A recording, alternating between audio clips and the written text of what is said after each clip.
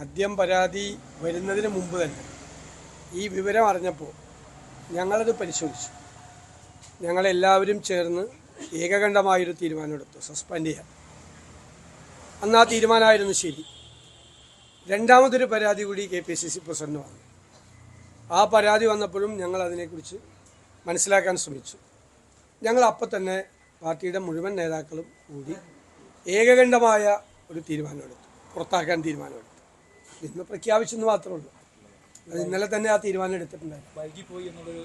ഇല്ലല്ല, വൈകണ എങ്ങനെ? ഞങ്ങൾ ഇന്നലെ തീരുമാനം എടുത്തിട്ടുണ്ടായിരുന്നു. ഇന്നലെ എടുത്തിട്ടുണ്ടായിരുന്നു.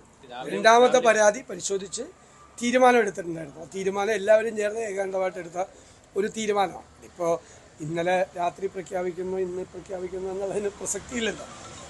തീരുമാനം എടുത്ത് ഞാൻ ഇന്നലെ പറഞ്ഞല്ലോ, ഞാൻ എൻ്റെ പാർട്ടിയെക്കുറിച്ച് എനിക്ക് അഭിമാനമുണ്ട്.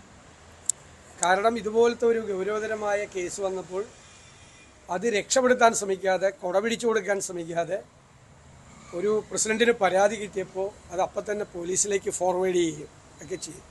ഞാൻ ഇന്നലെ സൂചിപ്പിച്ചതുപോലെ AKG സെൻറ്ററിൽ പൊടി പിടിച്ച് മാറാല പിടിച്ച് ഒരുപാട് പരാതികൾ കിടക്കുന്നുണ്ട്. ഇതൊരു മാതൃകയാക്കി ഇനിയെങ്കിലും ആ മാറാലയും പൊടിയൊക്കെ തുടച്ച് അത് പോലീസിലേക്ക് ഫോർവേഡ് ചെയ്താൽ നന്നായിരിക്കും. ഞങ്ങളെ ഉപദേശിക്കാൻ വേണ്ടിയിട്ട് കുറേ പേര് ഇങ്ങനെ നടക്കുന്നുണ്ടല്ലോ.